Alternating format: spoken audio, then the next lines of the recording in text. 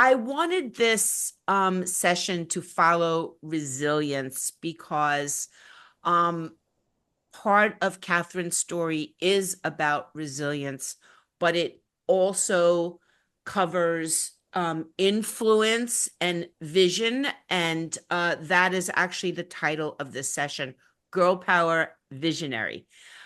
Catherine Lahlouh is Hallelujah. Lahlouh is the marketing and business development specialist at Lahlouh Inc. And she's going to be speaking about the power of influence and transformation to foster career growth and success. Can you let everybody know a little more about you and the company you work for, which happens to bear your family name? Yes, thank you for having me. I always love being a part of these events. It was so nice being on the panel last time with Kelly, and I'm happy to be back. Um, yeah, my name is Catherine. I work for Lahlouh Inc. And we are an end-to-end marketing operations company. We've been headquartered in the Bay Area since 1981, so now we're going on 43 years of business. I'm a third generation family member and owner of the company. So out here, breaking statistics, but usually it's tough to get to the third generation with print companies, and we are thriving. We currently have 7 active members in my generation that are involved, including my brother, who's the president. Um, so just a little bit more about who we are and what we do. We started off as just putting ink on paper. We were a small print shop based out of San Mateo, California.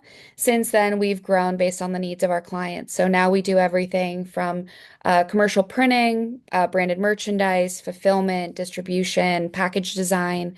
So we've really grown based on the needs of our clients and what they've asked of us. So if a client comes in and says, "Hey, we want branded merchandise," we were like, absolutely, let's figure out how to get it done. And we pride ourselves on offering our number one service is customer service, right? So just making sure our customers are taken care of, whatever that means.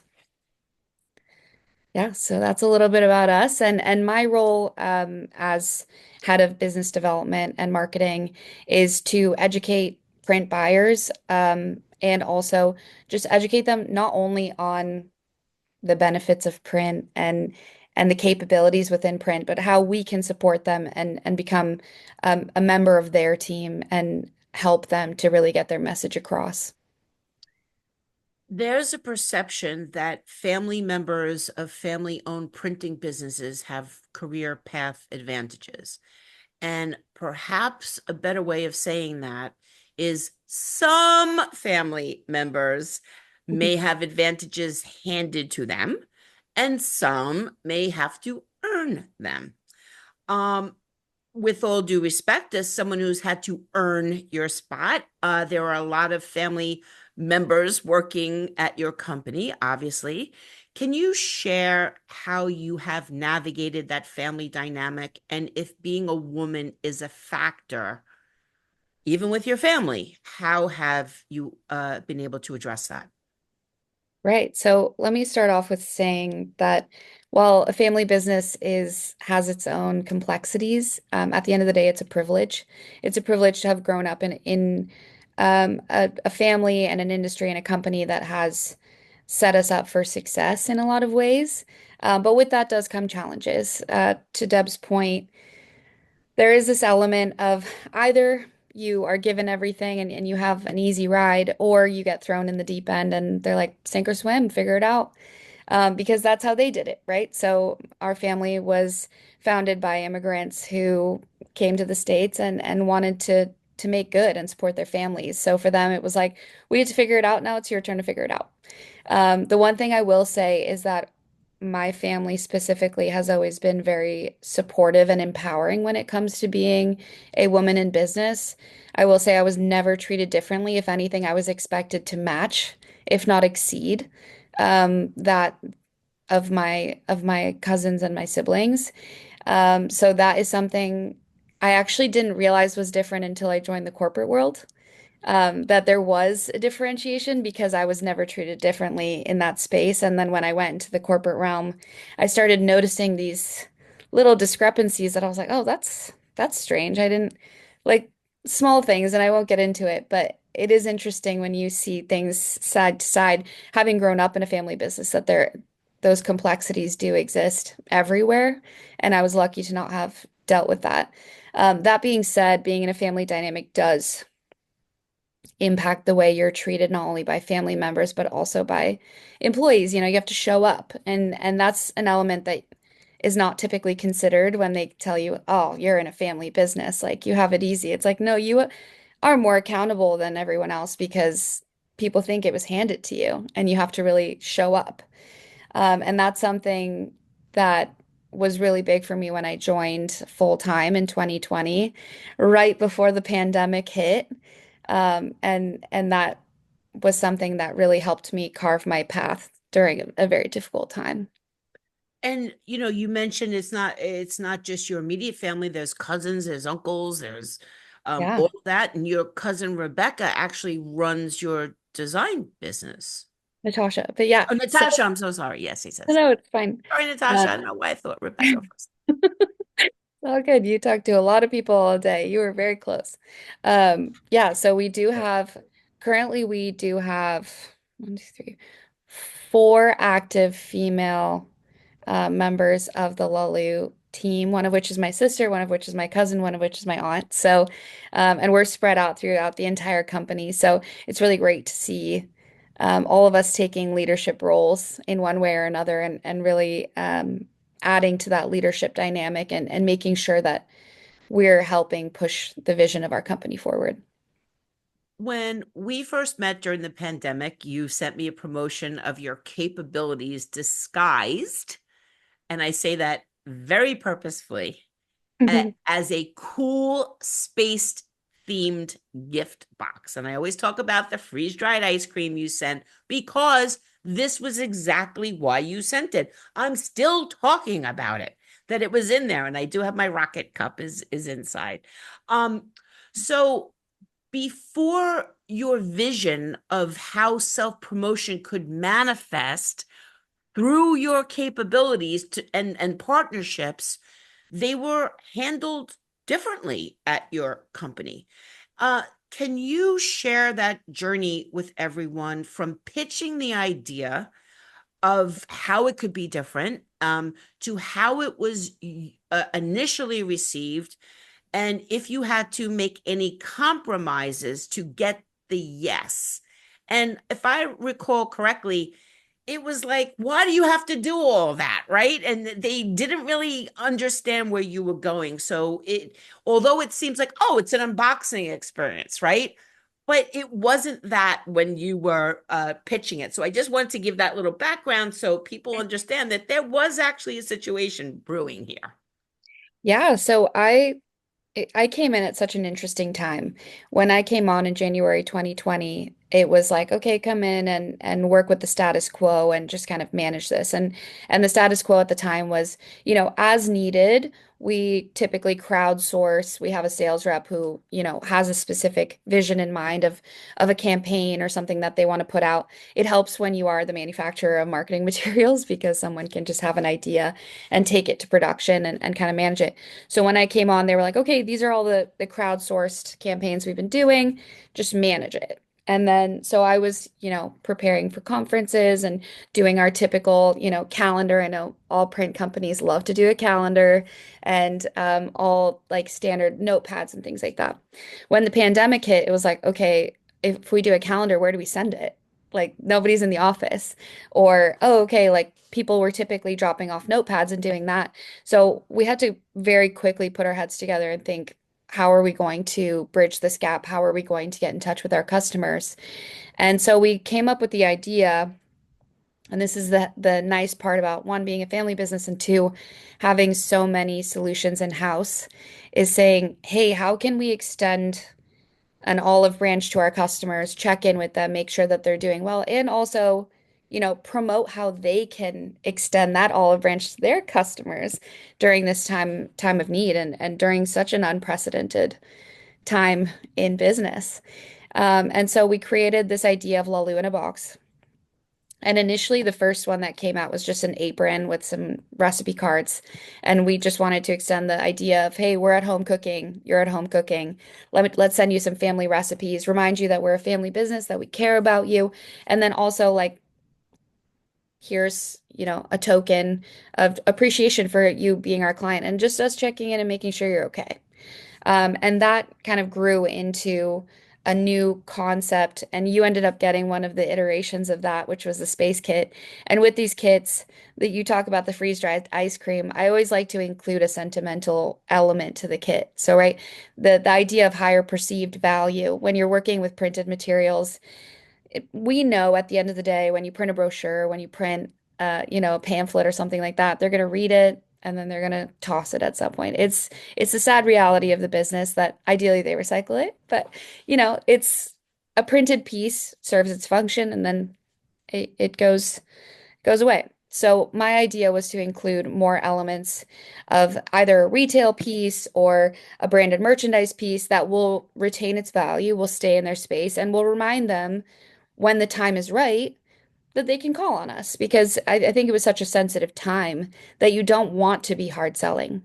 You want to send a reminder, hey, we're here, no urgency. There was no hard sell in any of the boxes that we sent out. And as expected, when you are working with higher perceived value and retail pieces and branded merchandise, the cost of those go up. At this point, you're not just paying for ink on paper. You're paying for outsourced materials that you have to then put more labor into and all of that. And initially, we were just in a state of, okay, let's throw spaghetti at the wall and see what sticks, as was everyone else. And we had a great reaction. So initially I got oh, this is really interesting. Let's go for it. And then I would say it kind of turned into a bell curve of this is really interesting. We're very excited. This is okay, amazing. And then they were like, okay, but this is getting expensive. Okay, we're cautiously optimistic. Like we're not seeing the numbers come through and all these things. And that I would say was the part where that resilience factor comes in, right? And it's reminding yourself, like, no, like we invested in this. And this is something that comes up with marketing in general, I find, is people look for quick wins. And I think in the age of digital marketing, it's easier to get those because you're looking at cost per clicks and you're looking at open rates and all these things. And while there is a value to that, I think the value of the tangibility of the marketing that we do um, isn't as easy to define and thus scares people. I think we've gotten better at looking at quantifying those results. But that was a huge learning portion for me when getting the pushback of, okay, what's the hard number? What's the ROI? Right. And I was like, okay, but like, are you seeing the feedback? The feedback is incredible. And I will tell you, now we're in 2024, I still receive emails saying, hey, my kid still uses the spatula you sent us in that baking kit. By the way, I was thinking of you, we have a project, you know? So like I have, in some instances, I will have sales reps that I'm forwarding opportunities to because the customers are reaching out to me as the family member that sent them a gift during a hard time. Yeah. And we had to kind of adjust that campaign as we went along as the COVID situation changed and evolved. Thus, our campaign did as well. Yeah, we actually came to Lahlouh, the Project Peacock crew through your partners at Xerox, and we told the story of the hiking campaign and the Right. 70s the 70s party that you held or that the kit was for, which had like pop rocks in it and really cool stuff. So I do want to get back to the ROI and how you ended up, getting them on your page for it. And if you could actually, well, you already mentioned it that you were able to correlate these kits with sales. I would say from a management perspective, one sale, did by the way, that one sale could pay for the entire promotion if it's the right Exactly. sale, right? Yeah. But you know, how how did you go to them with that evidence? And I also want to agree with you on something. And I'm sorry, I'm kind of interrupting your answer before you answer. People don't value engagement as an ROI, and they really need to start doing that. Mm. These people who engage, the people that engage with your company, with your post, with your content in any way, essentially become influencers for your content, for your company. They it could be as simple as, oh, I just saw somebody who did that. There's a video of it on LinkedIn. Let me find it for you. So it is, how do you, in the beginning of social media, people would ask me all the time, what is the ROI of a tweet? And there was no really an answer for it. And I used to answer it as, do you want your business to be here in 5 years? Well, then you need to be on social media, whether it's Twitter or something else. So, um, how did you turn how did you prove that these things were working and you're still doing them? So obviously they are. Right. So a lot of it for me over time was trust the process, and that's obviously hard to articulate to a management team that's having you justify your budget. Again, I will speak to the fact that I do have the privilege of the fact that my budget was being approved by my uncle, but that has its pros and cons as well because he's not going to hold back. He pulled up the numbers and he was like, "Okay, this is what you spent this year. What happened? What did we get from this?" And the resilience piece was huge for me because I initially was like, oh, I don't know how to quantify this. I was like, I am so busy sending out the emails and responding to each one individually and all this stuff. I didn't even think about it. And one factor that I do want to say for anyone that is looking to do something like this is the engagement and the willingness to participate of your sales team is so crucial in that because I relied on them to relay that feedback back to me because a lot of times I don't receive it directly. When you're working with marketing materials that are not clicks, are not things that you can pull up in a report, I spent a lot of my time walking around the office and just talking to the sales reps and saying, did they like it? Did they respond? Have they ordered anything from you? So that was definitely a factor. But one thing we did do is we have a new business report that we pull every year. And basically, what we mean by new business is anyone that hadn't purchased within a year. So that was one metric that was really important for us is pulling up that report and looking at that side by side with everyone that received the kit, our kits or any of our marketing materials over the course of a year. So that was an easy way to see a side by side comparison of what that success rate was. And again, that's one metric of success. Another metric for us, we have a certain number that we look at each year of what is the total top line revenue that's net new year over year. And I can proudly say that through COVID, that number did not change. Like we had an average over like, let's say 5 years. That number didn't drop at all year over year from 2019 to 2020 and 2021. Wow. So to me, when I was getting the pushback of, okay, where are the results here? And then candidly, I was like, well, did you notice that our year over year new business didn't drop? And they go, well, how do we know that that's a result of your marketing? And I go, well, look at everyone else. Like, look at the market right now. We had clients who laid off their entire marketing team in COVID. It was unprecedented times. And so for us to turn around and say, we're not talking about existing business, we're talking about new business, not decreasing year over year. And basically the way I had done it, and I can't obviously take full credit, but I will say that I provided tools to do that for our sales reps. Um, but being able to pull all of their prospects and all of their existing customers and keep that engagement going in a way that is um, proactive instead of reactive. and really autonomously from the sales reps. The reps were not involved in these campaigns. Like I would give them a live document and say, update your list, make sure that everyone you want on there is on there. But aside from that, the emails were coming from me, the responses were coming from me. And I thought that was a really big, important element for me is having a family member respond to each email. So like every marketing material we sent over the course of the last 4 years, when someone responds, whether that's with an issue or whether that's with a thank you so much, we love this, I personally respond to every single email. And to me, that is the investment that you make that shows results.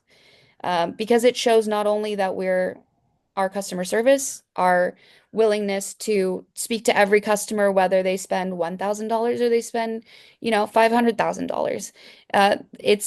It's pushing forward the point of our goal is to treat each customer the same and make sure that you all feel supported and make sure that you all get the attention that you deserve. So, um, I would say circling back, those were the key metrics for ROI. But one thing I would pose to the group just based on what you said, Deb, is what is the value of the engagement? Like the types of engagement. Like when I was looking, like part of my metrics were okay, year over year growth with new business and things like that. But then also they were like, okay, show us a spreadsheet of every like, every comment, every share. And then so I would show them and they would say, okay, like we're seeing the increases. And I was like, you want me to spend all my time building these reports out for you. But at the end of the day, is that what's bringing in your business? Like, yes, that is to me, that's a baseline. That's required just to show that you're a modern business and that you're functioning at the same rate as everyone else. At the end of the day, we provide marketing. So if we're not marketing, then how are we able to work with these big companies that are how do we show the validity of our work if we're not able to do it for ourselves? But I would say that it's so easy to lean on the numbers because it's hard facts. Yeah. But I would say the biggest thing I've learned from this experience, especially as being a team of one, or at the most, I was a team of two. When you win big, but when you lose big, because all eyes are on you, and it is scary to take those leaps and to continue to push for um, that investment. But I would say in the end, it's been 4 years and we're finally turning a corner where everyone seems to be like, it was worth it. We see it now. We get it. Because we'll have clients come on site and be like, "Ugh, our kids still use that thing that you sent. Or one of our kids just lost that water bottle. Do you have another one? Do you have one that we could replace it with? Because he's really upset that he lost it." Well, they can't have mine. It's in my closet. I know exactly where it is. I like I said, I came to your vast business. It's pretty big. And one of the things you have in there is like a retail store of all the things that could go in of partners that you have, of things that you can get for customers, but also that were born from some of these uh promotions that you were doing. But what I thought was really interesting is that some of these companies, they were like treating it like product placement, because they knew that they were going to a fantastic list of brands and agencies and things like that. So ROI wise, you had other businesses that wanted to be involved with your business to a point where they were willing to negotiate with you because you were handing their things to people and you were still going to have to pay for them. So was that noticed by everybody? I mean, you have a retail store in your in your print shop, which is it's not a print shop. It's just a giant bill. It's very big. But I'm sorry, I just call all printing businesses print shops.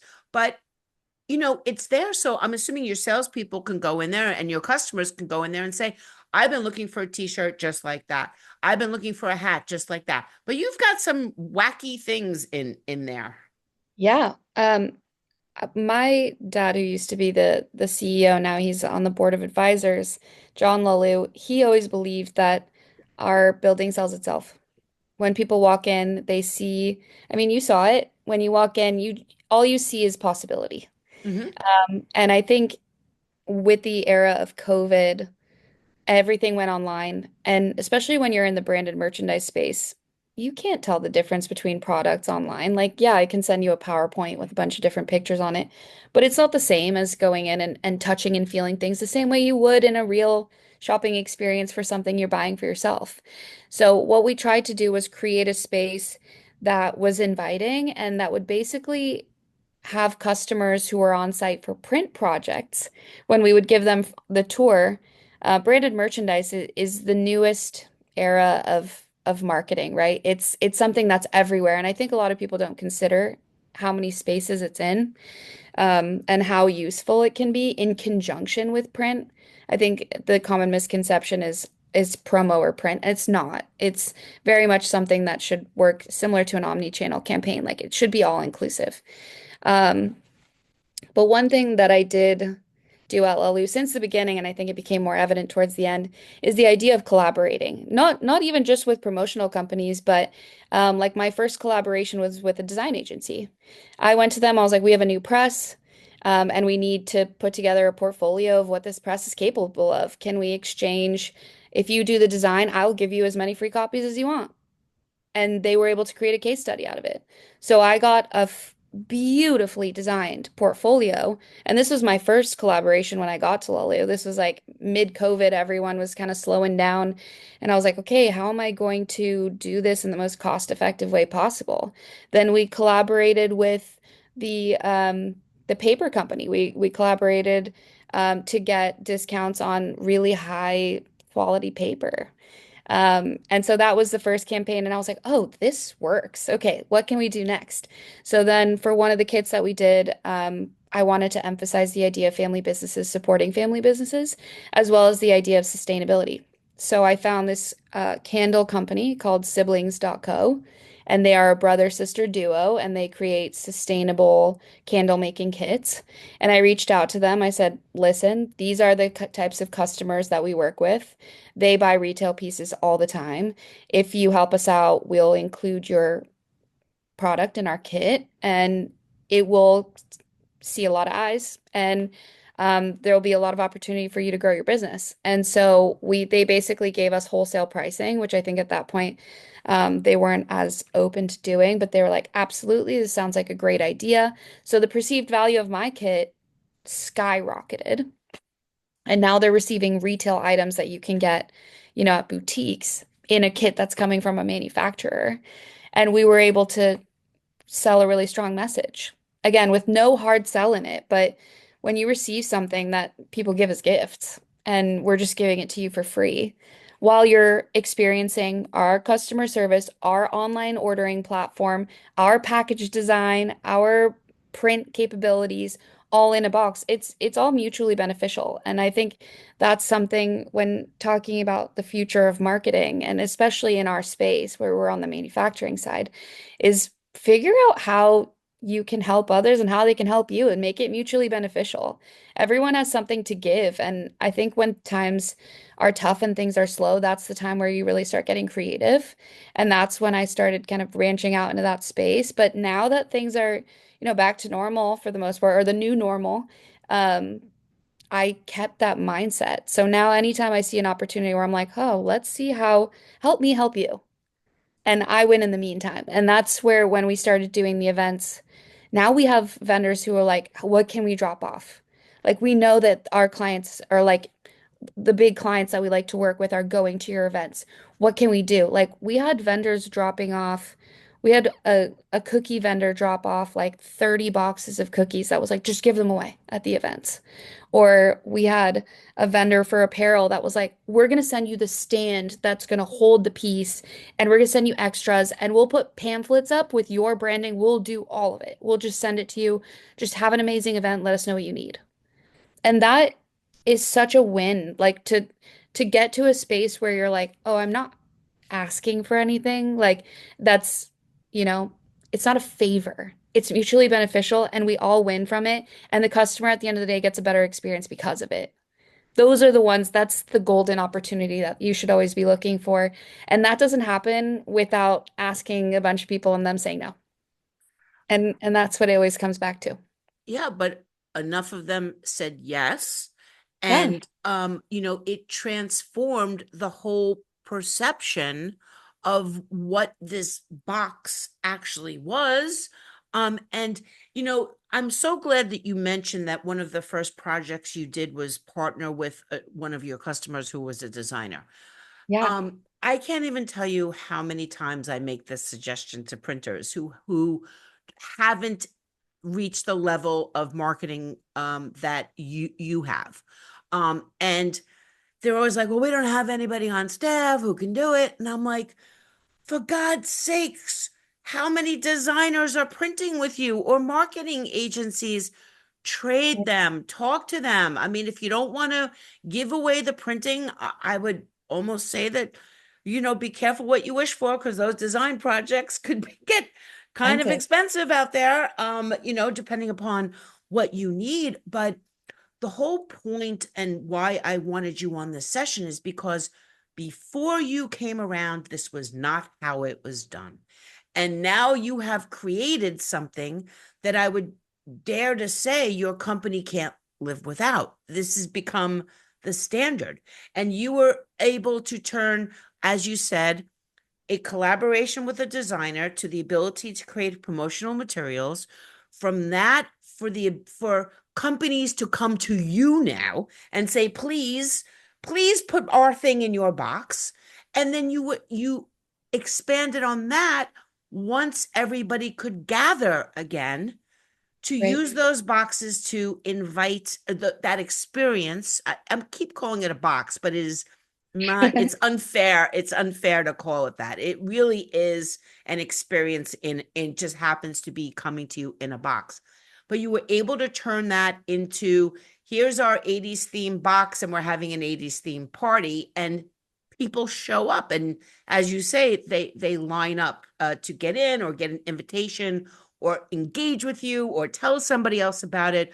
So all of that was done because of you. And even with your name on the door, as you mentioned, you still had to overcome obstacles to bring your vision to life and keep expanding on it and improving on it and delivering what your company needs to so that you can keep doing it. What Right. is your advice for the women watching this, who are here, who are going to be watching the replays, or everybody out there actually, on igniting your power of influence and persistence to sell an idea? Right. So I would say the first thing is trust your intuition, trust your gut. When I came on, it was the benefit I had is that I had a fresh pair of eyes. I was the last one to join the family business, and I'm the only one that worked anywhere else before joining the family business. I'm, as you say, the black sheep of the family, having come in with a different perspective. But I came in with those fresh eyes and was like, oh, there's so much opportunity for growth here. Not to say that what we were doing wasn't working, but I was like, oh, we are literally the producer of marketing materials. Like, there's so much room for us to grow in the way that we sell ourselves, in the way that we educate others on what we do. And there was definitely pushback because I was asking for investment and I wasn't asking for high fives. I was asking for hard cash. I was like, yes, I I was love like, that. we're yes, using a lot of our internal resources, but we're also we had to add new systems. We had to, you know, collaborations are one thing, but I told them I was like, if we're going to do this, we have to do it right. We have to make sure we're setting ourselves up to win. And I will say it'll get you down sometimes, family member or not. Um, when someone's looking at you and saying, "What's the value of your work?" and you put so much time and energy into making something work, and again, I go back to yes, you get the metrics that are easy with social media and all these things, and yes, they are valuable, but there's something to be said about that human connection. And sometimes you don't see that response within the first day, week, month, year. Sometimes it takes years for someone to come back and say, hey, I got that kit that you once sent, or hey, I saw your email that was sent that was like you asking about my kids, or someone told me that they were huge on color theory, and I sent out a Pantone calendar one year, and they were like, oh my God, this is so cool. And I was like, let me know what you think. Let me know if you have feedback. And actually responding and engaging with clients without being a sales rep, which I think is such a crucial element, is like not focusing on the hard sell. Um, and yeah, just ta not taking no for an answer. And I will say to everyone's point that has spoken before me, it's when you lose at like not when you lose, but when you fail that it hurts and it stings, but you're like, okay, I hate this feeling. How am I going to take what I learned from this experience and push back? And a perfect example, and this is actually coming from you, Deb, is when you received my kit, we had a last minute change, and this is a great platform for this because all of you will understand. We had a last minute adjustment that needed to be made on that space kit because a lot of the materials were moving around after kitting. And so we were like, we need a belly band. And I was told, like, okay, our budget is maxed out. Like, we cannot do any more. And so I was like, okay, quick decisions. And this was early on in my marketing career at Lahlouh. And I was like, okay, just put on a belly band. We just won't print on it. Like, just belly band it and send it out because we're behind schedule and we're at budget and whatever. And when Deb received it, she was like, hey, heads up, like, if you're gonna send this whole kit, everything looks beautiful, but you put a white belly band in there, like you probably shouldn't have done that. Like it kind of takes away from everything else that's branded. And I was like, oh, that sucks. I hate that that's the first thing she saw. But after that, I was like, okay, I have to make sure not only am I thinking through all the elements, but I have to make sure that I'm being really intentional about the way that I include all the pieces because yes, for me it was a logistical fix, but that's not how it was received. And at the end of the day, the perception is the reality. Like what people are seeing is what they're getting from it. And so that was a huge learning experience. And I'm sure for Deb, I don't even know if you remember that, but it was just a quick email that you had sent of Yeah. like maybe that's like the one thing that maybe you should adjust, but everything else is really cool. And that Yeah. one thing, since then, I'm like, do not include any elements that are not intentionally included, branded properly, and or like at least include some thought behind it and don't rush things just to get them out the door. Make sure that you're doing it in a way that is always better. Just constantly getting better. And I could kick myself for it every time of like, "Ah, I wish I hadn't sent that stupid belly band." No, But it's it it's hasn't not happened that. since. First of all, I was very nice when No, I super was nice. I was very nice, and the reason why I felt like I should even say anything about it, besides the fact that I went off for probably 10 minutes, 10 sentences about the freeze-dried ice cream Amazing. and how cool everything was in the promotional kit, was that everything was it was like the one thing that stood out as, huh, Exactly. why is why Yeah. is that just a plain thing when everything else is so spectacular? So it more led me probably as a production person to think, what is why did they do that? That's really weird, but it certainly wasn't I appreciate that you received it in the uh in the manner that it was presented as this thing is at a 99.9. It could have been at 100 if you just put your Yeah. damn logo on the belly band, or something, uh even just to mimic the astronaut, the space theme, anything like that. But now that we all have the behind the scenes, I feel a little guilty that I said anything about it at all. Don't at all because I mean that's another piece of feedback is always ask for that feedback because oh in the moment it feels like there's a rubber band that like is hitting your skin and you're like oh that hurts but like the long-term side effects of getting that feedback not only is building up the resilience but learning and knowing better like if no one had told me that that was and it again it's so minuscule I didn't take it as like a oh she hates it I took it as oh this is someone who's a has history as a print buyer and is an expert in the space and works with designers all the time. If she's telling me that this is the first thing she saw, that means that's something that everyone's seeing. And I'm happy that someone's able and willing to give me that feedback that I can now include in future kits. And instead of being like, "Ugh, I'm so mad she told me that, I'm like so grateful that Or someone took screw the time you, to act. lady. Yeah, Just be like grateful you got it to begin with, and I don't want to hear you get your email about a belly band. Yeah, and it's feedback I've gotten even from customers. Like, we've all been there where we've made a mistake.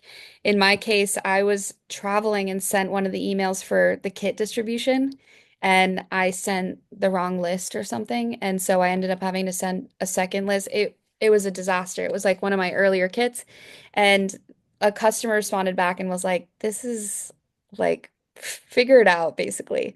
And I was like, "Oh no, like I've officially messed up." And again, those are the times where you sit with it, you realize that you made a mistake, you you learn from it and you plan for it to be better, and it hasn't happened since. So take those opportunities, feel it for a second and be like, "Okay, that was like not a great feeling," and then move on because if you're trying new things and you're breaking out of the box of what's the norm, it's going to happen.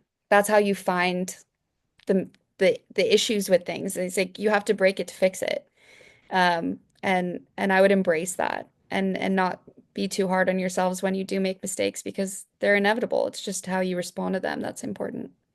And the foundational principle of the entire day is confidence, and having the confidence to bring a new idea to the company, having Mhm. the confidence to say, oh, you want me to report on what the ROI is? I'm going to tell you what the ROI is, even if you don't see it. If you don't see it, Right. I'm going to have the confidence to tell you why you need to not ignore engagement or more people following you on social media or more people writing you emails. It matters, even if they're not buying from you right now. To your point, that person circled back years later. Right. I say this as much as I can to printers. All print production people have a wish drawer or a dream drawer that we keep things in that we've received as promotions or as just samples from printers or things that actually came to the advertising agency. That at the particular moment in time, we don't have anybody we can do it for, or it's something really elaborate. We just don't have the budget for it.